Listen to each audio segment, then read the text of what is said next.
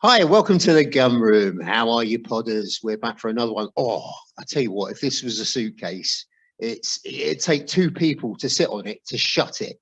It's brimming, it's bulging. With me, the Podkateers, I've got Paul. Paul is back. I think we should have kind of return of the Mac, shouldn't we? Really? How are you, Paul? I'm fine, thanks. And good choice of music as well. I must get that for my ringtone. Yeah. Mark Morrison, wasn't it? It was Mark Morrison. He's from Leicester, wasn't he? I think originally. I think he had that and the album, and then that was it. He packed his tent up and he's disappeared into oblivion. Lauren, what's it like in sunny Barcelona? Well, hopefully sunny.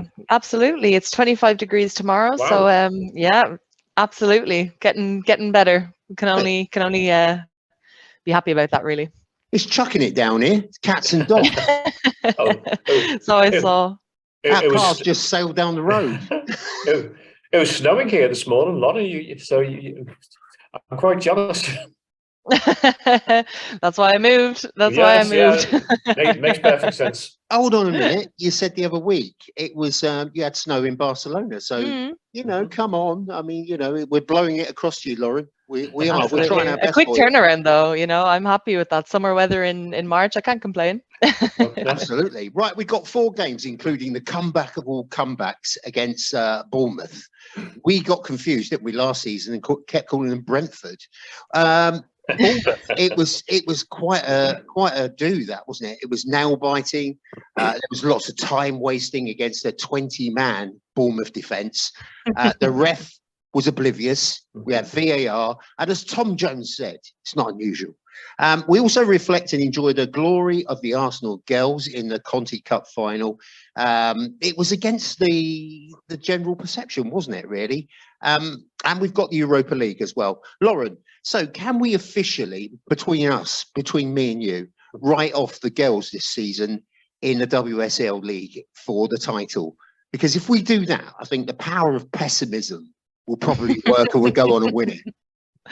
Probably, actually, yeah. I was thinking every time that we have a tough game coming up, I'm always, realistic, shall we say, in my approach, and they always manage to pull out a spectacular performance and a great result, and that's exactly what we got last Sunday against Chelsea in the Conti Cup final. They proved me wrong anyway. And we're able to, absolutely, we're able to get us our first piece of silverware since 2018, I believe. So, it's a great time, and as much as I'd love to sit here and say, I think the WSL ship has sailed, we have to be realistic and say, I think just keep writing them off, Lauren. That seems to be the trick, doesn't it? Absolutely. The more we write them off, the better they get. So even without strikers or defenders. Right, the podcast is brought to you by manscaped.com for the best below and above the waist grooming experience. We will be giving you a code for the luxury grooming kit 4.0 later in the podcast. Right, let's go backwards, shall we? First of all, we'll talk about the atmosphere. Where were you watching this Bournemouth game, Paul? Were you watching it? You must have been. You knew you were coming on. Well, I've seen it, and I was actually watching Tranmere Rovers against Hartlepool United last Saturday. A good 1-1 draw. Can't be a better live football.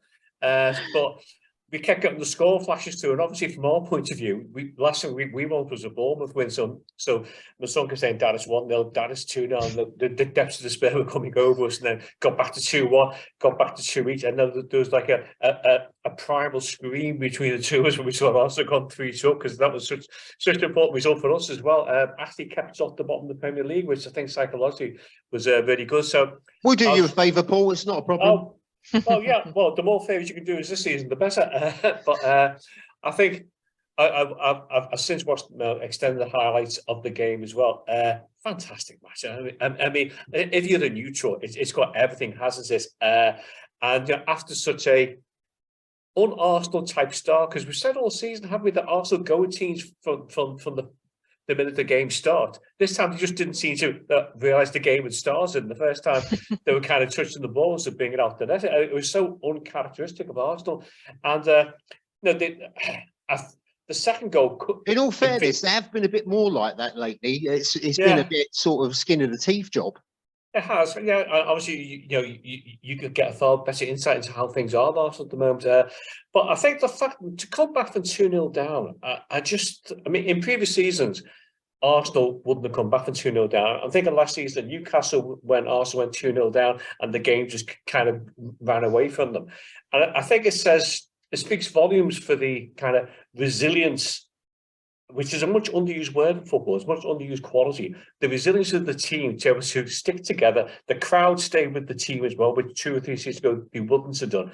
And it's always the mark of a really good side is that when you get back to 2-1, at that moment, only one team is going to win, and it's going to be you because you've got the momentum going with you. You can see Bournemouth starting to panic, the pressure's getting to him, and the quality told in the end. And I think Arteta deserves tremendous credit for the brave substitutions that he made. I mean, you see more Tomiyasu than me. I have to say I'm not hugely impressed with what I've seen of the guy so far. And bringing on Ben White for him just made the right side of the attack much more difficult for Bournemouth to cope with, because I think Saka and Ben White link up really well. I don't think Tomiyasu's got the same kind of telepathy with Saka that Ben White appears to have. And taking Smith Rowe off, who'd come on as a substitute and taking him off again, I think made a big impact as well. So I think at the moment you're in the situation where even if you go down, you're going to come back and win. And you've got a manager who suddenly is on a golden streak with substitutions. He's making game-changing substitutions, and that is a really, really strong position to be in at the moment. And I mean, that goal from Ben White, I mean, what a shot that was. I mean, the power, the strength of it. It almost not. It was like one of those comic strips where the goalie's knocked over the line by the power of the shot from back in the 60s and 70s. So yeah, it was a brilliant finish, great move as well, and. Yeah, I mean, Thomas Partey had a superb game, I thought, as well. But I think the team can only draw immense encouragement and strength from a game like this as well. And it just what it does most importantly is that you now know you have a team who are never beaten until the final whistle goes, and that's such a strong characteristic to have. I'll tell you what, Lauren, I had every emotion going. I was anxious, nearly sick. I was angry. I was just everything you could think of. What was it like for you? Where were you watching it? Just at home, and I will be honest. When the third goal went in, I did have a tear. I didn't even know what it was. Just so overcome. I think, obviously 2-0 down. I actually and jumped thinking, up and banged the light did shade. you? Yeah, I was like, yeah. I couldn't don't know move. what else to do. Arteta said when he scored, when Reiss Nelson got that goal, he just ran. He didn't know where he was going. He passed the kid who had sort of infiltrated the pitch, and it was just bedlam. What about that atmosphere as well, Lauren? Because I mean, I wasn't there, but it transferred across from the telly so well, and it has been like a substitution, hasn't it? We got rid of that dull, sort of ponderous Emirates, and now we've got this character-based thing where everyone's on board. Doesn't matter whether you go behind. The atmosphere still kicks in.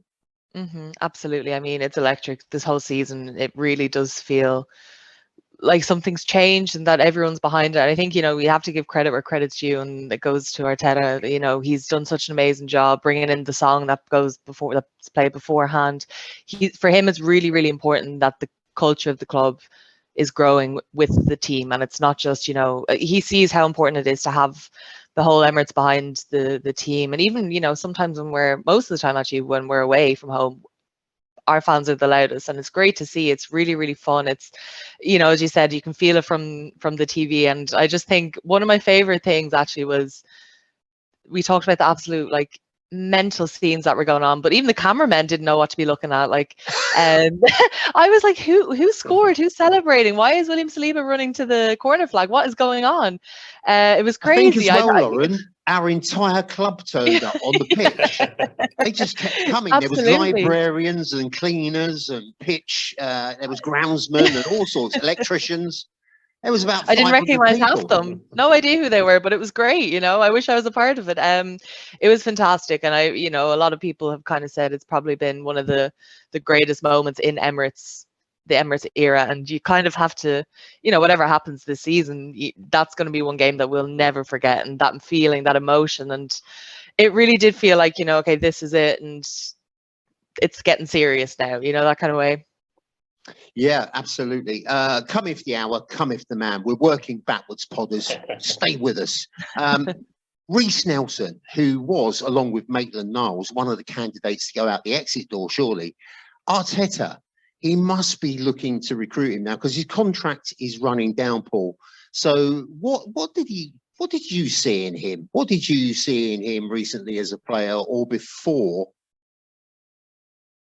I think you've seen a player there who's prepared, who obviously believes himself, obviously thinks he's got a chance to make his start at Arsenal, and I think what you rely upon here is players who kind of might be feeling under pressure about whether they're going to stay at the club or not. When they get that opportunity, you have to seize the opportunity. And the more I look at that finish, I mean, just how stunning was it, and also to have the nerve and the confidence, knowing you must know that was going to be the last attempt to goal in the game. Having the nerve and confidence to not take the easy option would be quite a logical choice to put the ball back into the box, hope someone got a head in it. But he had the ability to think, right, if they're not expecting a long shot from me here, I've got a bit of space, I've got to use the time I've been given.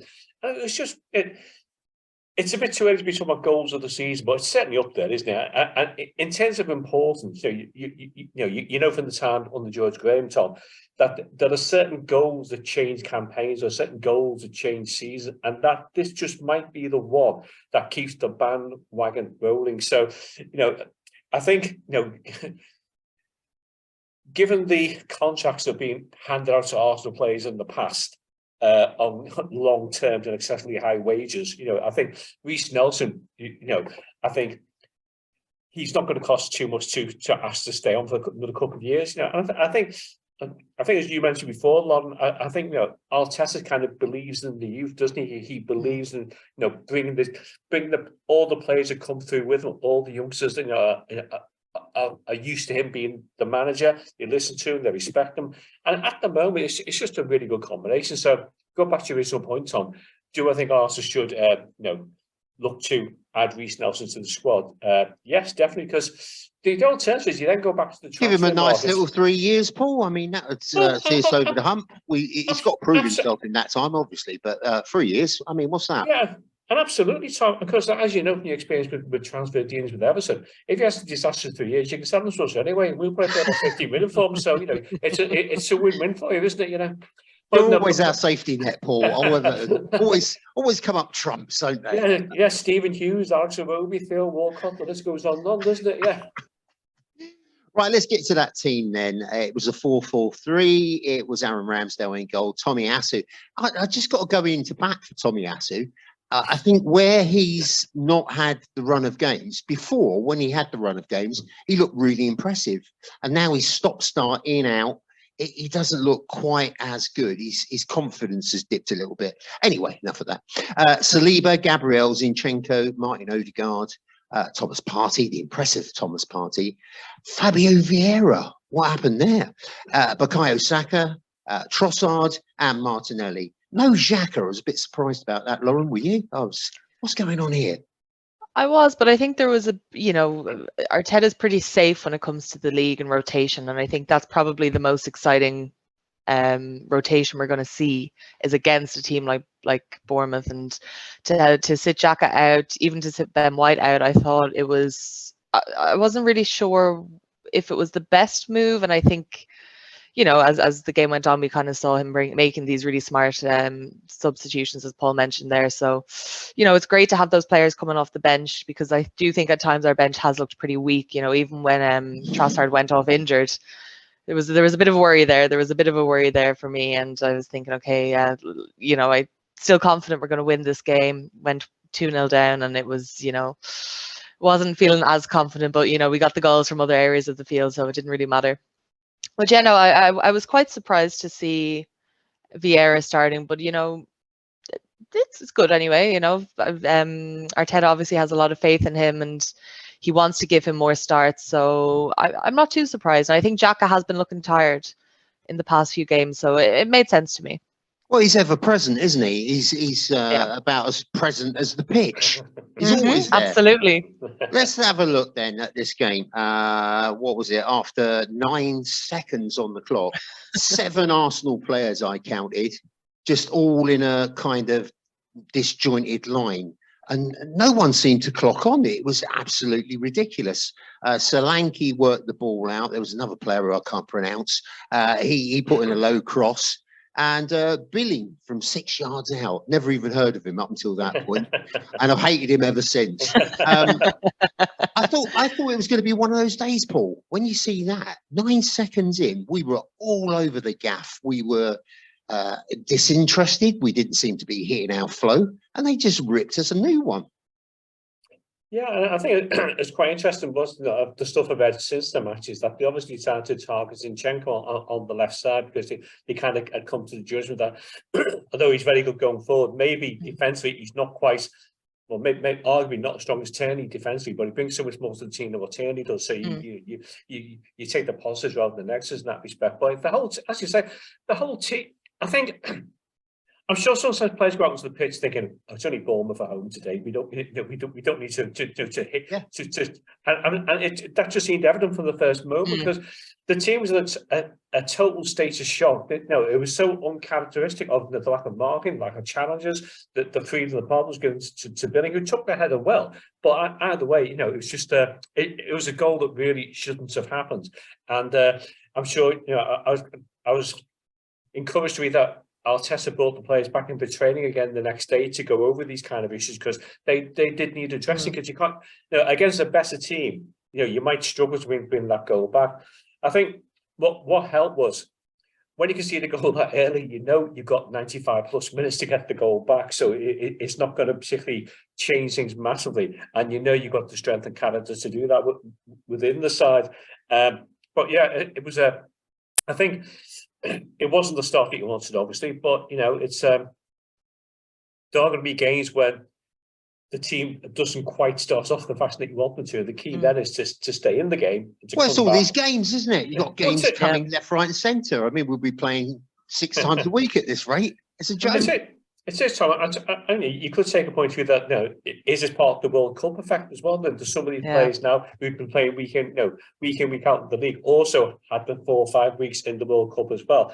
You mentioned there before, Lauren, about rotation. I mean, Xhaka played, for all of Switzerland's games of the World Cup, so he's obviously someone who's going to need rotating from time to time, because I don't think he can play every game for the rest of the season. So, but yeah, it was undoubtedly it was not the start that Arsenal wanted. But okay, you get back and you deal with it, which they did. A couple of cushions left my sofa at that point, I've got to be honest. I don't know whether you heard it. Ex-referee Graham Poll had said that Bournemouth's opener against Arsenal shouldn't have counted. VAR missed the fact that Bournemouth actually had a few players inside Arsenal's half at the start of the match. If this was spotted, the kickoff would have had to been retaken.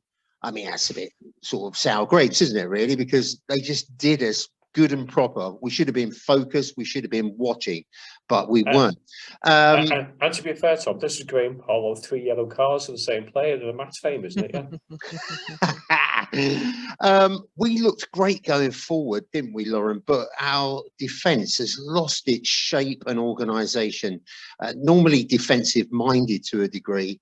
But we just weren't really doing that. And we've been a bit like that. We've been a bit sketchy recently.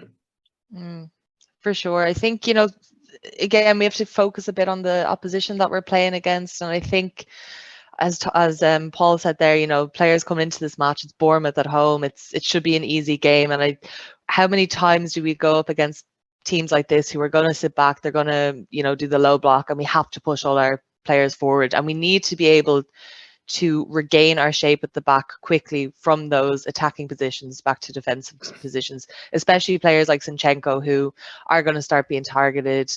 That I think that's something that needs to be worked on. And since the World Cup, I think we've let in more corners and stuff as well. So defensively, it's not looking great at the moment, but as long as I saw a stat today. It was 2 before the World Cup, and now it's 4. Sky love all this, don't they? Trying to put the cracks in. But I know what you mean. Right, so 3 minutes in, Arsenal should have had an equaliser. Odegaard wins possession high up the pitch and sees a low strike clawed away by Neto. I thought that was a supermarket. Taken over by Asda, weren't they? Anyway, he could have done much more. 18 minutes, there was a penalty not given. VAR reviewed a potential penalty and it wasn't awarded. There was lots of decisions, Paul, that sort of went against us. Did you think there were any on the day that we should have got? Well, but I think the one you just referred to there, Tom. What are you laughing at, Lauren? What do you mean? Was there any? There was about 10. There was 10. Well, I'm trying to be objective. I'm trying to be. Don't bother. Don't bother.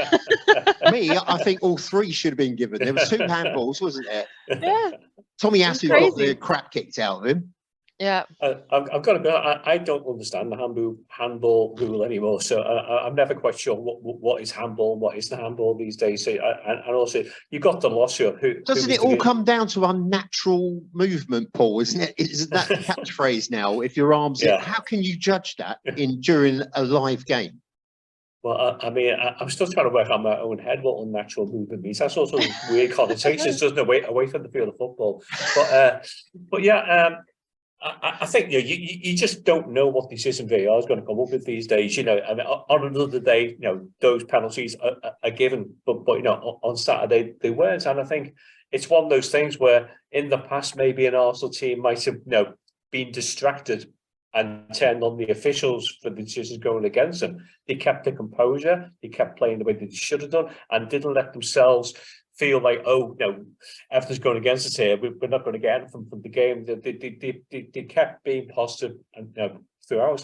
And I think the other thing was, even at that stage, they were creating chances. They were looking very like to get the goal back, and it came as quite a shocking performance. Actually, got the second goal, to be honest.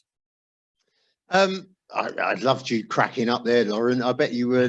I bet the air was blue in your lounge, wasn't it? It was just really frustrating, I mean, as you both said there, like what more do you have to do to get a penalty these days? Like, I don't understand. And whatever if it's one incident. Go a bit Bruce Lee. Yeah, whatever one incident, but minimum 3 were checked. It was crazy, and there was some that weren't even checked. And I was thinking, okay, like what is going on here? So, thinking back on that, Arsenal fully deserved the win. Whatever anyone else says, with 3-2 against Bournemouth, people were kind of throwing their nose up to it, but we fully deserved to win the game. 6 minutes added on, and you played 7 and all that sort of thing. And then there's the Adrian Durham thing that's in the audio version of the podcast. Right, let's go on to that save, Lauren. 18 minutes, the defence was backpedaling, 2 Bournemouth players actually queuing to score. What a save that was by Ramsdale. He really pulled it out the bag. Not worth the money at all, is he? Unbelievable you save. Lot out there, I'm talking to you lot that dissed him and give it all the big one. Yeah. Oh, God, no, it was a great save. I mean, I don't think we've relied on him as much this season, or we haven't really seen as many of those show-stopping saves, but he loves to remind us that he's still well able to do it. And that was one of those, that was definitely a game-changing moment, shall we say, where it was a dodgy one as well, Lauren, because he had two to look at, didn't he? Who's going to get it? And he had to kind of put his body in a position to hedge his bets. So it was like upper body and legs out as well. So yeah, difficult one. An unnatural position, some would say, but I like what you did there. We're not going to let this go, Podders, in a hurry. That's for sure. No. 22 minutes, Trossard went off. I think it was a groin strain, apparently. ESR came on, only to go off later, but we won't mention that. We already have. Right, 34 minutes, no penalty again. VAR didn't really give us the rub of the green. 43 minutes, Bournemouth were nearly in again as Billing got played in by Solanke on the goal. 46 minutes, White comes on for much maligned Paul, Tommy Asu. He did, as you say, these substitutions were key. Yeah. And in my defence, I mean, I've still got... I still can't believe that past Tommy Asu against Man City. So I'm kind of biased because of that. But yeah, I think as you said, I think Ben Reiss just adds something to that right side. I think his part of his Saka works far more effectively, and it'll be interesting to see whether he starts with White or Tommy Asu against Fulham on Sunday. I think that's quite a big decision for the managers to go for. But yeah, I think you mentioned there, Tom. I think the substitutions changed the game. And basically it's what the managers pay. That's because we've got substitutes now. Yeah. We And never you've had got them more before. It was like, oh, who are we going to pick? Yeah, Oh, that's that's the best. that's because you sold them all to us. But it's but yeah, and also you know there's strong rumours Jesus could be back in contention soon as well. So the bench looking healthier. And just about Trossard, I remember me and Jay talking about this in the previous pod. I think he's been an excellent sign for Arsenal. He just brings so much more options. You can play him anywhere in the front line. He's a skillful player. He's a good passer of the ball. He's always a threat. And I know, some fans are criticising bringing Jorginho into the team. I just think his experience adds something. I think it's good to have someone in the dressing room who knows what it's like to win things and that can share that experience with the younger players. So yeah, I think as you said before, Ben White has come on leaps and bounds. I've been hugely impressed with every time I've seen him so far this season. So it was the start. Wasn't quite the start of the comeback, but he was influential in ensuring that the comeback happened. It just felt right, didn't it? 57 minutes, we were undone again. Arsenal all at 6s and 7s. Sensei, some sort of Japanese warrior, isn't it? Sensei attacks Rothwell's left wing corner. Is totally unopposed and crashes a header into the back of the net. Lauren, were you just like me? And kind of thinking, God, I hope we get a draw out of this. Yeah, for sure. I think at that point I was thinking, look, at that moment, getting 2 goals back looked possible. At that stage, I was thinking 3. There's no way we're going to do this. Let's go for the draw. Let's not drop any more points here. Let's keep this title pressure going and just get what we can from the game. But I'm glad we hedged our bets and gambled and got the 3 points in the end. 62 minutes gone, Party taps home. He just kind of drifted in, didn't it? It's so un-Thomas Partey-like, because normally he's on the edge of the box trying to hoof one in, some sort of Exocet missile. But he just drifted in unopposed and stuck it into the net. Now, at that point, I was thinking, oh, hello, we could be on something here. And we started to crank it up a bit. 70 minutes, Arsenal level it up. We were talking about Ben White. He was another one, wasn't he? He just came out of the blue. I think that's his first goal for Arsenal, isn't it? So brilliant there. And he took it well. Fantastic, yeah. Fair play, Paul, because that ball, I don't know, in real time, when you look at it the first time, you didn't quite see that it was over the line. It happened so quick. Yeah. But he was adamant, wasn't he, the old ref? Yeah, well, I mean, that's what I think the goal line technology has been a massive improvement on those type of decisions in the Premier League. And as you say, to the naked eye, a referee could easily have not given that goal, and you wouldn't, although you would have wanted to be given, you could have understood why they hadn't. But the technology just takes all the debate out of it. And also another mention there for Reiss Nelson, whose cross it was that led to Ben White's goal as well. So another reason for maybe extending that contract. But as I said, previously in the pod, I thought Ben White, the venom, the power that he delivered into that shot, and I think of that.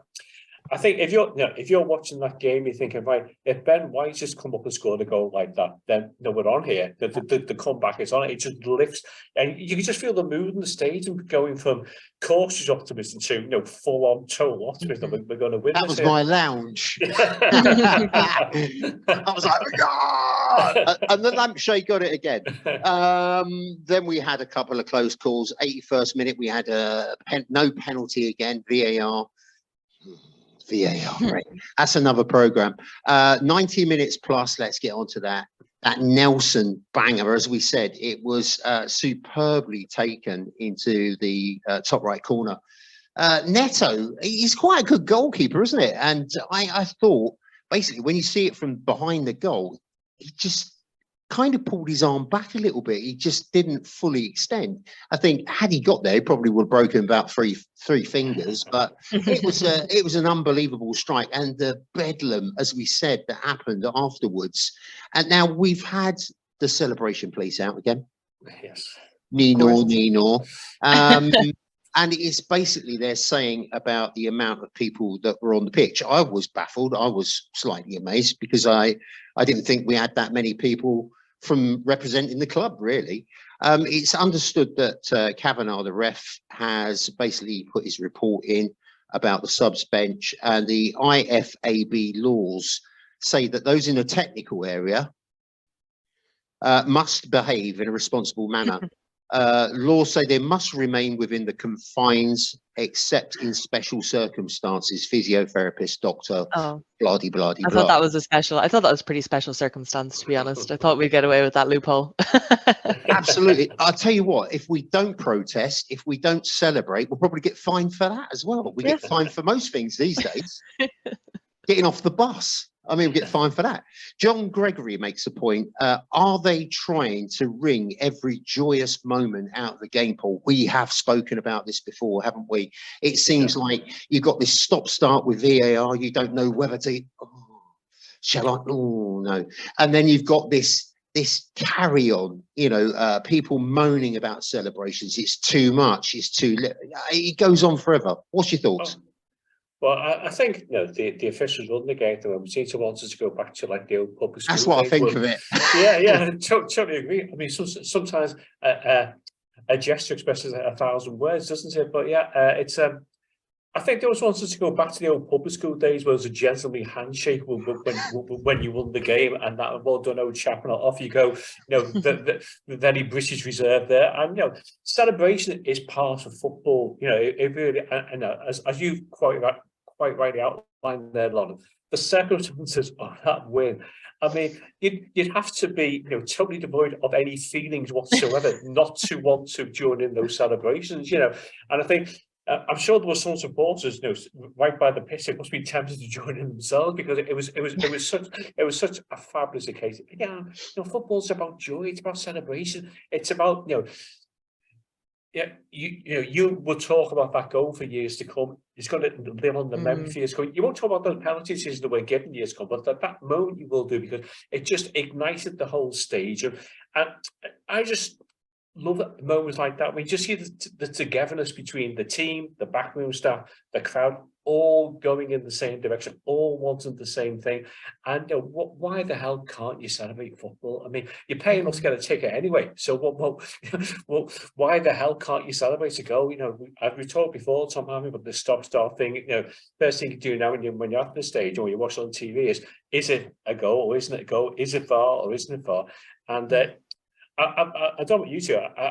I just assumed there would be some kind of VAR check on that goal, because they seem to do that routinely these days. It seems to me like VAR these days trying to find ways of disallowing goals rather than find ways of allowing goals to stand. And it is just to the detriment of football, in my opinion.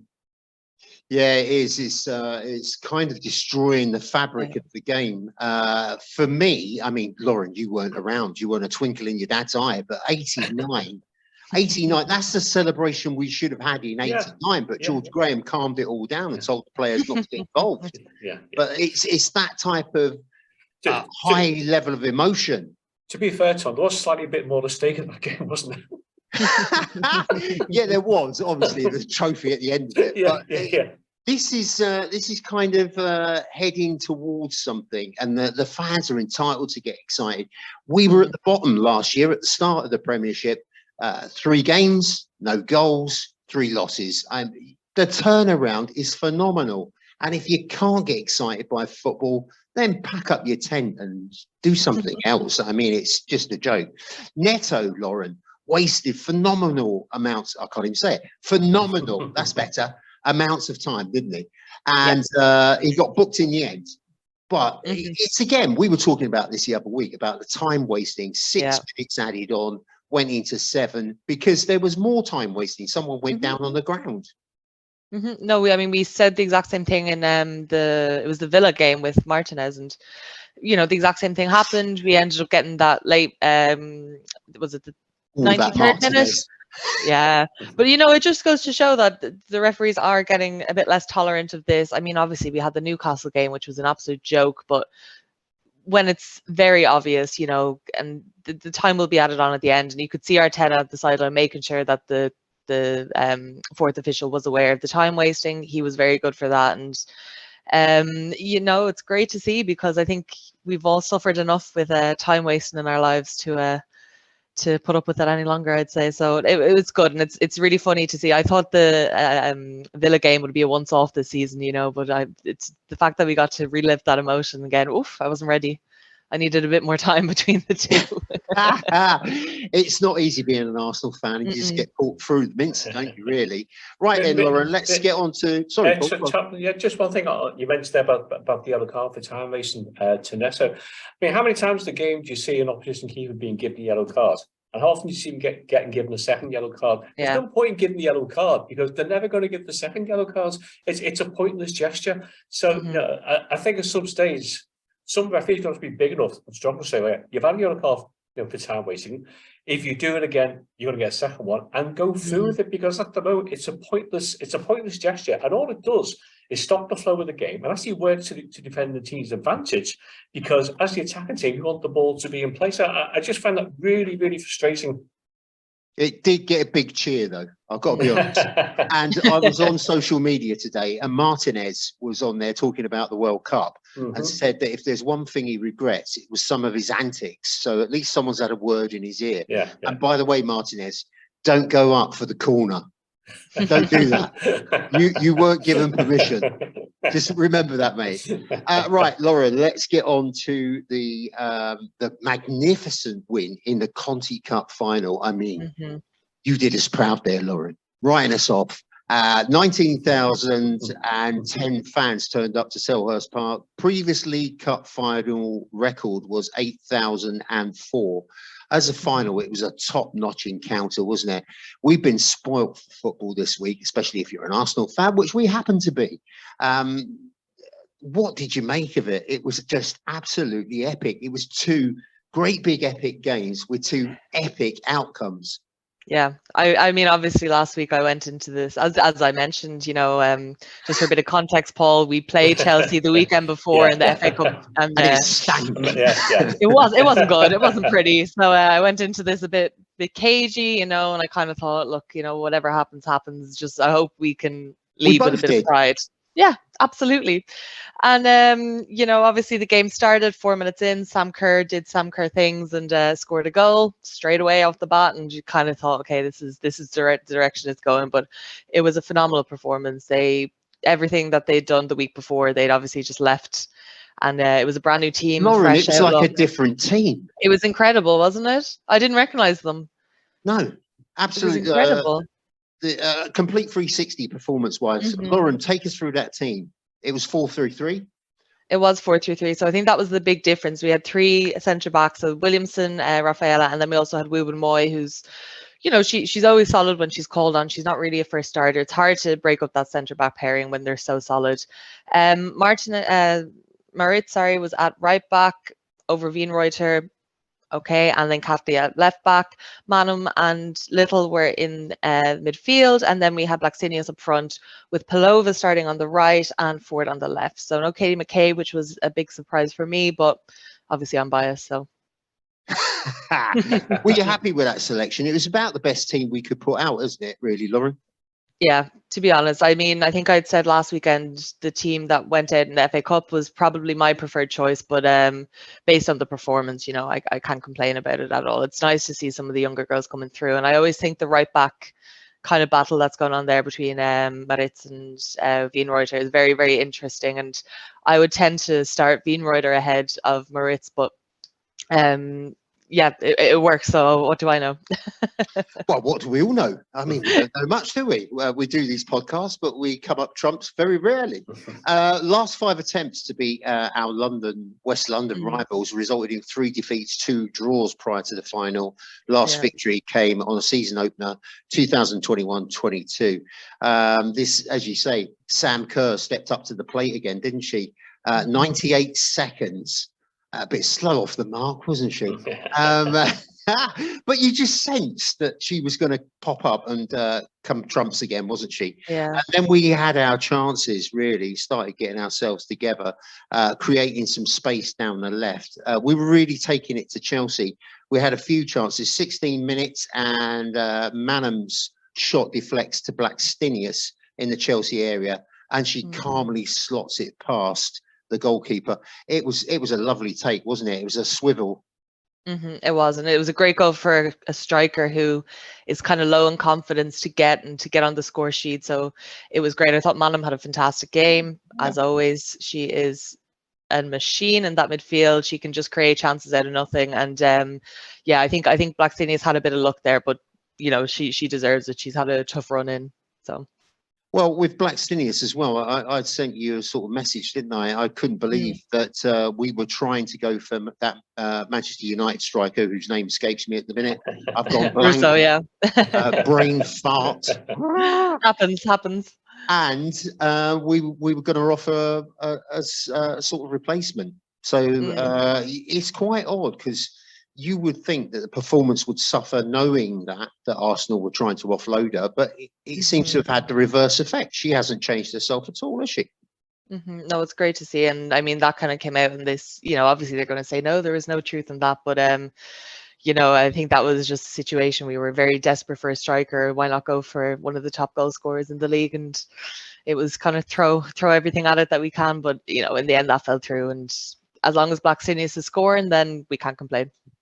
Blackstenius, 35 minutes, thought she got a second as she ran onto Catley's through ball. She brought it under control and finished, but was narrowly offside. Chelsea changed their shape and their defending was a bit desperate at times, wasn't it? A bit all over the place. 45+4, Catley swung in from the edge of the box. Arsenal centre-back, Rafaela, jumped up and nodded it in.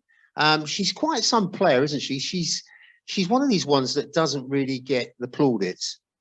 Absolutely. I think it's hard, you know, she's in a centre-back pairing with Leah Williamson, who's the nation's sweetheart. Everyone loves her. So she's often very overlooked, but I have to be honest and say I think and she looked good on Graham Norton. She did. She looked fantastic. And that book's out unrecognizable. the name that's about that big. Yeah.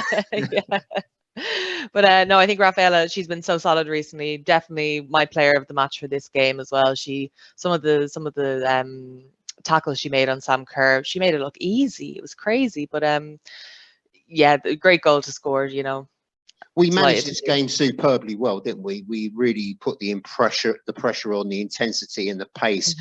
And Chelsea, strangely, couldn't live with us on the day. It was quite a surprise. Possession was evenly split 50-50. Arsenal had 8 shots to Chelsea's 14, 4 on target for us, 5 for them. This was more than just a cup win, though, wasn't it, Lauren? It was more of a booster for our sort of WSL campaign from here on in, really. Absolutely. I think the whole, you know, the mental win of beating Chelsea in a cup final is something massive. They've, you know, they were able to get the draw against us in the Emirates, put us out of the FA Cup. So to be able to go and get our first piece of silverware in so long against, you know, a team like Chelsea, there you go. It definitely made it sweet. It made it better. Well, I've just realised I've done the first goal and the third goal, but I haven't dealt with the second goal. So, Podders, we're going to rewind. So Arsenal were in the ascendancy on the 23rd minute, and McCabe got checked and drew a foul from Sophie Ingle. Up stepped the one and only Kim Little to stick it in the bottom. She's got nerves of steel, that girl, isn't she? She's irrepressible. She's irreplaceable. She's a fantastic player. She's different level, and I think it's one of the names that, you know, people don't really think of, obviously, when we're thinking about Arsenal legends, but it's about time we start putting some respect on her name. I mean, what a player. If someone had to take a penalty to save my life, it would be her and no one else. I mean, I've never seen someone so composed in front of the goal. She is just exceptional, and she's so intelligent, so experienced, but she's always one of the most creative players on the pitch, you know, and it's such a joy to watch her week in, week out, and it's such an honor to have her in the team, you know. Actually, one of the great stats from the game is that was Kim Little's 22nd trophy with Arsenal. In Chelsea's whole history, they've managed to get 14. So even Kim Little has more trophies than the Chelsea women do. So. Well, it's brilliant that we can bring you the first and the third goal and then go back to the second. Just to keep everyone on their toes, you know? Yeah, they're going, what's he talking about? He hasn't done the second goal yet. Well, we got you. We caught you out and got back on track. Anyway, on Wednesday the 8th, the girls were back in action and going through the gears in a predictable win against Liverpool. There was never any danger where, was there? I felt, Lauren, that the class levels were absolutely obvious when you saw Arsenal. And what annoyed me about that game in particular, I shouldn't be annoyed, we won 2-0. But what annoyed me was I thought we could have done a bigger job on them. For sure. I mean, credit where credit's due. Liverpool are a newly promoted team. They just came up last season. They're doing quite well. They're pretty safe mid-table. But as you said, the levels between the two teams are worlds apart. I think that the 2 goals were scored early enough on. It was 2-0, spoiler. The 2 goals were scored early enough on, and after that, we didn't even get I'll out of try and get second me in the gear. right order as well. Yeah. Second gear was enough to hold off the pressure. It would have been nice to have a few more goals. I think if you look at the table, goal difference is definitely going to play a factor for some of the teams near the top. So it probably would have been better to get a few goals, but look, the 3 points is enough, and it puts us back level on points with City, if I am correct. So I think we're level on points with City. They have a game in hand. They're sitting in 3rd place, if that's correct, with a better goal difference. So it's all up for grabs really still. Well, we broke the deadlock after 28 minutes when Manon raced at the Liverpool backline, acres of space, and an unlocked Blackstenius on the edge of the box. As I say, she's worth her weight in gold. She comes into her own since we've lost the 2 main strikers. It's hard to see how she's going to be ousted from the team, isn't it, really? Because we've got these girls coming back. Who knows when they'll be back? Will they be back this season? Have you heard yet? I don't think it's looking likely. I think the goal for Beth Mead is to be back for the World Cup, but that's pretty ambitious. People are saying that her recovery is going well, so we might see it happen. I think Miedema will probably be early next season before we see her back. So we're going to have to tough it out, aren't we? Yeah, going to be a long run in. Yeah, it is. It's a shame, really, because I just felt that we could have had more of a say in the WSL had our main strike force been. It's been a funny old season for us, really. The defence was weak because we lost people there, and now it's the attack. It's a crazy sort of situation. It's really hampered us. For sure, but we've managed to pull results out where we've least expected with the team, so we just have to stay positive. But as I say, we broke the deadlock after 28 minutes. Fast forward 6 minutes, Rachel Laws parried a Blackstenius effort into the danger zone for Caitlin Ford to nod over the keeper. It was quite a difficult header, wasn't it, just to kind of get in, but it got there in the end. As I say, the gulf between the two sides was so obvious. You could tell that the class wasn't there. So the train keeps rolling for us, but you can feel disappointed by that lack of intensity and goals. Second half changes in personnel. The chase is on for third to depose Man City, just 3 points in front. But can we do any better than that? Is there a sense of be as pessimistic as you like, Lauren, because it's going our favour? It works. Yeah. Why not? I think it's very hard to predict. United are obviously top of the table now, a point over Chelsea. They both play each other this weekend. So a draw there would be great for us. Is it possible? Sure, why not? I think it's definitely going to be tough. I think we'd be doing well. I think third is probably the realistic outcome now. We'd be doing well to get second, but we'll have to wait and see what happens.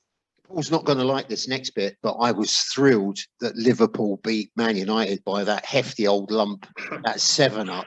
And there was a lovely bit on social media where Jamie Carragher was taunting Gary Neville. And he just had this picture with Neville sort of slumped there like a down and out sort of sucking on his own wrist. It was absolutely brilliant.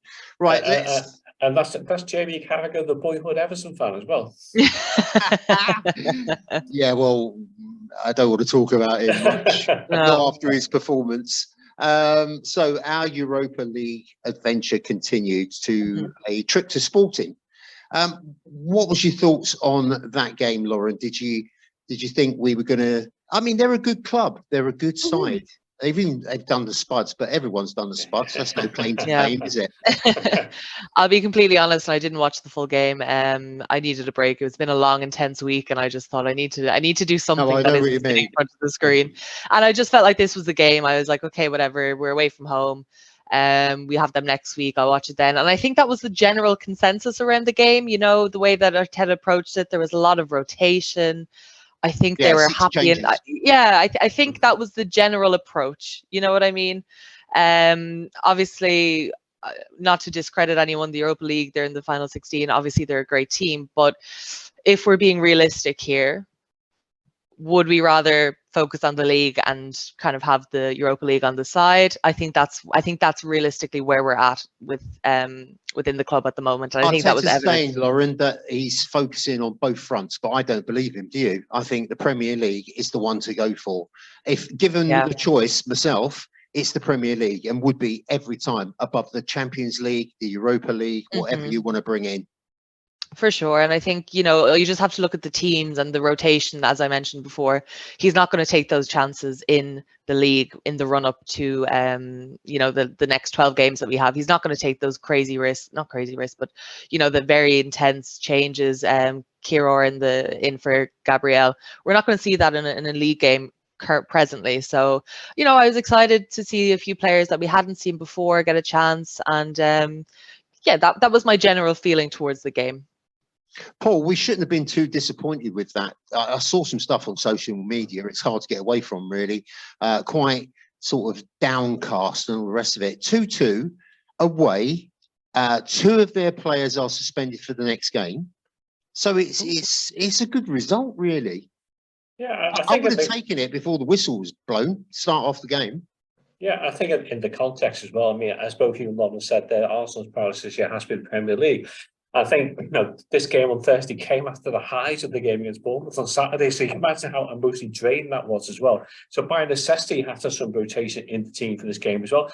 And to go to Sporting Lisbon, who almost got out of the group stage of the Champions League. I think they lost their last group game, and that stopped them qualifying. They're a strong team, and but to go there and get a 2-2 draw, and then, you know, it puts Arsenal with a distinct advantage for the return leg as at the Emirates as well. So yeah, I think all in all, given the rotation, you know, and I think, you know, you mentioned there that a certain team from North London that lost 2-0 Sporting area in the Champions League. So if you're measuring progress against that as a bar, then, you know, it's a definite plus, isn't it? So I think no, there was some plus. I mean that solo one from Martinelli in the second half. I mean that was just fantastic. And I think, as Lauren said there, you know, it's good to get some of the fringe players in the team. Is it Kirio? I'm not too familiar with him at all, but it's good to see players like that being given an opportunity as well. And, you know, it's a bit of a bold experiment with Martinelli in like a so-called striker's role as well. So yeah, definitely, you know, from a neutral perspective, I thought it was a very entertaining game and a good point, you know, a good draw in an away tie in a strong Europa League this season against one of the better teams on the continent. And I think, you know, you can take every heart and confidence from that. I think the only concern I would have is I don't think it was Turner's best game. I think he looked a bit shaky at times. Yeah. But that is also due possibly to not playing week in, week out, because I don't think you can underestimate what a difference it makes to your confidence if you're playing week in, week out, rather than not playing for 7 games, coming in for 1, not playing for another 7 games. But apart from that, I think that you should have every reason to be satisfied with going there, getting a 2-2 draw, and setting the second leg up nicely. In jury, isn't it? Reasons to be cheerful. I take your point there as well, because I saw some negative stuff about Turner, and yes, he had a bit of a wobble and all the rest of it, but it's a hard gig being number 2. You don't get the time. You probably get 8 to 10 or 12 games a season, and you can't bed down that place. And it was all a bit frantic, and it was a feisty affair, wasn't it, Lauren? Vieira got kicked up in the air about 24 times, probably because he's a Porto player, or was a Porto player. Yeah, there was a bit of niggle. There was a bit of argy-bargy, wasn't there, at times, which all added to the spice of the affair. For sure. I mean, I don't want to discredit the competition. Like, obviously, it'd be great to do well in it, and with no disrespect again to Lisbon, I think they were probably a bit more up for it than we were. They probably had a bit more riding on the game than we did. So it was definitely feisty. It was definitely, you know, they wanted it, and that was very clear. And they weren't afraid to show it. They definitely had, a few good tackles, a few not so good tackles, but from what I saw of it, it was a very good game and an entertaining game as well. William Saliba, he did the bit. Oh, actually, I want to give you five negatives and 5 positives that I just wrote down during the match. Okay. So the 5 negatives were disjointed, clumsy, Turner, twitchy, and open. I thought that summed up our performance. And the 5 positives were Vieira. I've put open again. Open play, I suppose. I don't know. Deflection, draw, and Emirates, because when they get back at our gaff, we're going to sort them out. That's for sure. So, as I said, William Saliba headed in from the corner 22 seconds, 22 minutes. It was a good start for us, really, because I didn't really kind of expect us to score about that particular time. Vieira's delightful in-swinging corner from 6 yards. Sporting felt the goal should have been disallowed due to Zinchenko grappling with a defender. Well, that's part of the course, isn't it? I mean, you've got to get involved in the game, haven't you? And it's lots of arm locking now, and we know to our detriment that sometimes it works for you, sometimes it doesn't. What do we make, Paul, of Vieira's contribution? I thought he was outstanding. £34 million for Vieira from Porto, and he's really starting to look at. The only thing that everyone says is he's a bit small and a bit slight, but other than that, I mean, he's got all the tools in his toolbox. A bit small, a bit slight. Sounds a bit like Messi, doesn't it? But then again, how many small players have you seen down the years that have been phenomenal? Jose Antonio Reyes, Cesc Fabregas. I mean, they weren't built like brick sheds, were they?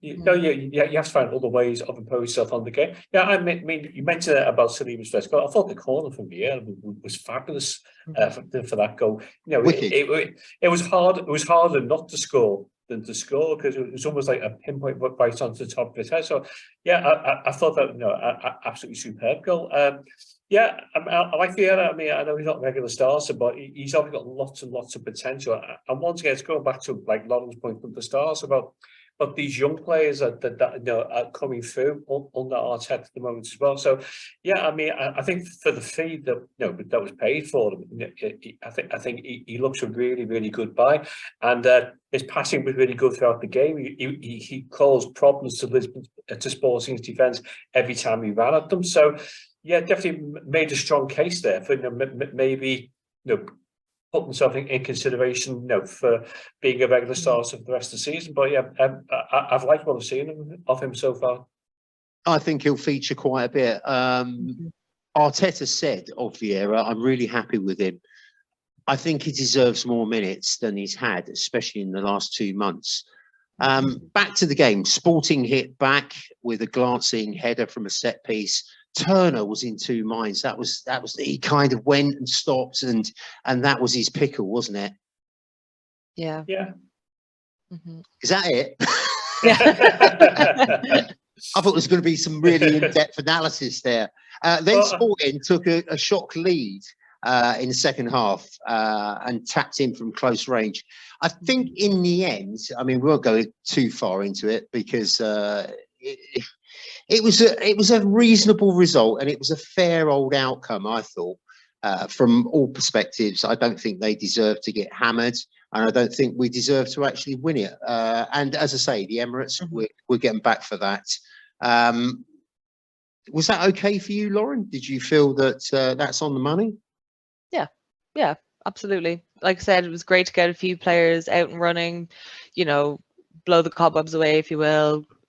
We'd hope that we won't have to call on Turner in the league, but if something did happen to Ramsey, that's who we're going to have to rely on, and it's really important that he does get match time. And that's the great thing about staying in the Europa League, is that we have that, as obviously we're out of all the other cups. So, we kind of need that as our backup, but as for minutes for our players who aren't regularly starting. So it was fine. It was a fine result. I didn't have any strong equaliser. Was a bit fortunate though, wasn't it? I mean, let's be honest. I think it was Xhaka, wasn't it? And it kind of fluffed its way into the goal somehow. I was quite happy with that though. We will take it.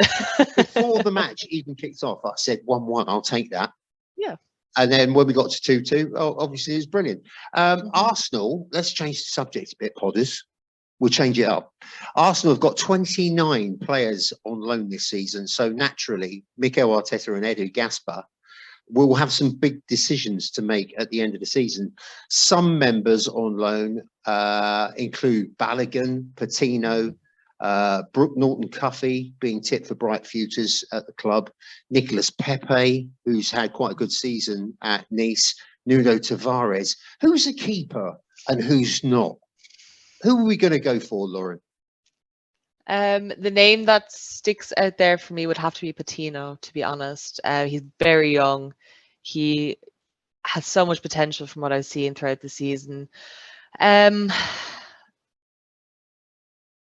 Tavares is an interesting one, I have to be honest. It's one of those, isn't it? It's a 50-50. A lot of people want him out, and a lot of people said, oh, just persevere.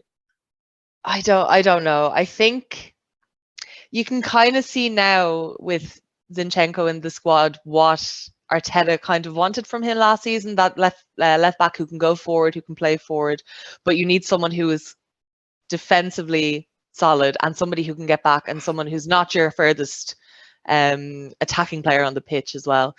I would love to have Tavares back, but rather as a left back, as maybe a left wing, as a backup for Martinelli. Why not consider that? Because I think he is. I mean, the mistake is he's not a left-sided defender, is he? He was his original club. He was more advanced in a more advanced role. It doesn't come to him naturally. No, and it's obvious. And I think if he was to come back, I think the only way we could justify that is by looking at facilitating him in a different position, because some of his movement last season that we saw was really great, and at times he was probably our most as I said, attacking player on the pitch, and he was able to get into those positions that the likes of Lacazette wasn't able to, or Aubameyang back then. It seems so long ago now, but it's hard to believe they were Arsenal isn't players, it? isn't it? Isn't it crazy? I had to think there about their names. I was like, what were they on called my again? Facebook? A thing came up saying the team 2 years ago, and I was like, oh, that's almost unrecognisable. Yeah, What's that? Who's in charge of them? It's crazy, but just to go back to your point, from those names, they're probably the two that I'd be most excited to see back in Arsenal shirts. Oh, Nicolas Pepe. He's got to be the luxury we can't afford, isn't he, really? Very rarely takes the ball with him. He's flattered to deceive on occasion. He's looked good in very short spells, scored some real crackers. But, I mean, he was overpriced to start with, and I blame Raul for that. Where you gone, Paul? Yeah, well, I think you cut your losses on Pepe. I think you've shown this season that you don't need him particularly. Well, he was only ever a 30-odd million pound player, wasn't he? And somehow it kind of went through the ceiling. So I don't know how that happened. Backhanders and all the rest of it, agents and whatnot. But yeah, you think he's a goer out the door? Well, it wouldn't be. No, if you give me a choice. We said at the start of the program about would you offer Reiss Nelson a contract? Well, the answer would be yes, I would do. If you think of bringing Pepe back into like the camaraderie that and team spirit Arteta's built, I don't see Pepe being a positive influence in that somehow. I see him as being quite a negative influence. So I don't really see there's any benefits for bringing him back. Particularly, I think once again, cut your losses on them. You know what I'm going to say. You probably end up going to support for £50 million. But I'll give your boys a ring. I mean, hey, we've got this player for it. He's cracker. He's absolutely cracking. Doesn't take the ball with him, but he runs about a bit. Oh, we'll go for it. Don't worry. But yeah, I don't see any point in bringing it back whatsoever. No. And the person you mentioned there, Laura, is it Patino? Yeah, Charlie Patino. And where's he at the moment? I believe it's Charlton, is it? Right. Is that correct? Blackpool. Blackpool, sorry. Right, yeah. Because I've heard his name mentioned once, twice on the EFL program, and he looks quite a good prospect at the moment. I think he's got a couple of goals for them as well. So, and quite often on the EFL Cup, various Arsenal players who are out on loan in Championship League and League One level seem to be doing quite well. So it is quite encouraging. They as love well. him down there, Paul. They can't get Yeah, enough of yeah, him. He's like a little club hero at the moment. They Excellent. sing his excellent. name and all sorts. Yeah, and it's great experience for him as well, isn't it? Because the championship at a young, unproven player is a really difficult level to be playing at. So if you survive it there against some of the tackles in the championship are far removed from what you get in the Premier League, and the referees nowhere near the standard or lack of standard in the Premier League. So yeah, if he's coping at that level, that's really encouraging. But yeah, Pepe, no, I'd pass on that one. Yeah. Right. Let's talk about the upcoming game at Fulham at the Cottage. Paul, have you ever been to the Cottage? Yeah, I was there. I was talking to Fergus off Guns and Yellow Ribbons, and I said it's a cracking ground, and the location, it's right by the River Thames as well. It's fabulous. It's a bit of a hike from Putney Bridge tube station, though, as I recall. But it's a superb location, as it really is, and the new stands come on really well also, and it's one of those historic ground. I think it's still got the Archibald Beach stand as well, and the Johnny Haynes stand on one side as well. So yeah, very picturesque ground as well. I think it's still a good test for Arsenal, isn't it? Because I think Fulham have exceeded expectations this season. I think Marco Silva's done a remarkable job in getting them to where they are in the Premier League at the moment, and somehow he's managed to make them. He's actually managed to turn Tim Ream into quite a good defender, which I thought was beyond the remit of any football manager. And I think with Mitrovic, they've always got a goal scorer for us. But I think you played them at the end of August, wasn't it? The 2-1 game, when it came back from 1-0 down. Yeah. So I can We're see always this. coming back from score or another, aren't we? Yeah, but it's a good quality, Tom. It really is. I know. I mean, it's not always been like that. No. I think you're probably getting to stage now after the excitement with the Bournemouth game. You want to go back to the George Graham grind out a 1-0 away with, and just relax, knowing that 1-0 is going to win the game. But yeah, I think it will be a difficult game. But once again, I've just said several times on this pod, this is just another game where you're expected to win, and so I think it's a case of imposing the style of play on Fulham from the start, and the team's going to go in with bags of confidence after the ball will come back as well, and even with the draw in Lisbon with a rejig squad as well. So I think, it will be a tough game. I think Fulham look really good going forward. We've got some fast-paced players, really good left back, and Anthony Robinson. I've always been very impressed with, but I think Arsenal just got too much for them. We'll kind of find out how good they are at the weekend, and we'll find out how sort of jaded we are, I guess. Lauren, they're a completely different beast, aren't they, from when Scott Parker brought them up and took them down? They've got a bit of everything now. They've got a bit of durability. They've got a lot of skill. They've got Mitrovic, who's a real threat. Pereira. What's happened with this Willian gig? Who's this Willian character? Never saw this guy, did we, in an Arsenal shirt? We just bought the bumpy one who just must be his twin brother. I don't recognize him, but I mean, credit where credit's due. They've had a fantastic season. I don't think anyone would have had them, up in 7th place at this stage of the season. It's absolutely crazy, but they've deserved it. They really have become, I suppose, a bit of a force in the Premier League, and they're a difficult opponent to go up against. You kind of see Fulham and you think, okay, we need to bring our game here. Completely different to Bournemouth, who we faced over the last weekend. It's a completely different kettle of fish, and credit to the players, credit to the manager. They've done a fantastic job, and they've proven that they're more than capable of sticking it out this season, which has been a problem for them over the past few seasons. So it's great to see. When you talk about Willian, I just it just baffles me. I'm sorry, Podders. I don't recognise this guy. It's weird. It's like he's had some sort of leg transplant or something. He couldn't hit a cow's ass with a banjo in an Arsenal shirt, and then he's just pulling all sorts of tricks out the bag. Let's do the predictions, Paul. What are you going for? I think I'll go for 2-1 Arsenal. Lauren? Yeah, I think we're a bit leaky at the back. we do 3-2 again? I quite enjoyed the last 2-2. Sounds like I wouldn't mind doesn't it? another We're a one. bit leaky at the Yeah. back. As soon as I said that, yeah, I'll go 3-2. I'll go 3-2. 3-2. Oh no, not Yeah. another nail biter. I can't do it. The old pacemaker. I can't. I'm going to go 3-0. I'm just going to be really ambitious and chuck it out Yeah. there and probably catch a cold on it. Yeah. Reading up for the girls in the WSL. Lauren, how's that one going to go? Reading aren't having the best season. They're either bottom or Good. one from the bottom. So let's take it. Let's get those 3 points and let's hold put the it there, pressure on. Lauren. Sorry. You've just done it, haven't you? I've You've just jinxed said it. they're I've not jinxed having it. the best season. Wind that back and say they're having a brilliant season, and we'll just tear them apart. what Tom said, exactly what Tom said. I'm expecting us to get a good handful of goals in that one and keep us on track. Now, what do we think about Mason Mount, the Chelsea reject? Not another Chelsea reject. He's up for grabs in the summer. Paul, would you like to see him in an Arsenal shirt? And at worst case scenario, in an Everton shirt? I'd be absolutely delighted to see him in an Everton shirt. Be a good one for you.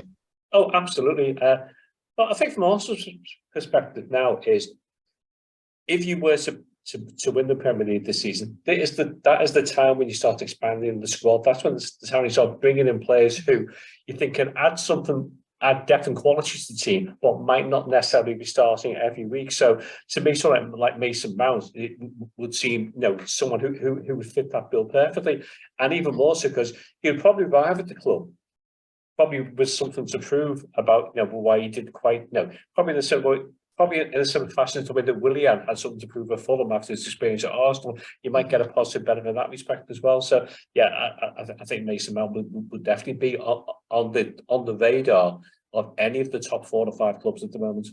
Yeah. Lauren, could you see him fitting in at Arsenal? Why not? Maybe, probably not as a starter, but next season we will be, hopefully, I mean, Champions League is probably where we're going to be.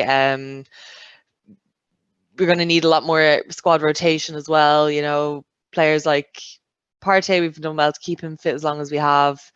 Xhaka as well. Obviously, we said he's getting a bit tired now. Vieira, hopefully, will be able to come in for him. But we need as much options as we can possibly have, and we've seen the benefit of getting in Premier League proven players and players who are playing at that level week in, week out. And I don't think it's depending on the price tag, depending on other options that we have going, it's one definitely worth exploring. Different players, Reiss or Mason Mount. Which one would you go for? Honestly, I think Mount, because I think the price tag on Declan Rice is outrageous.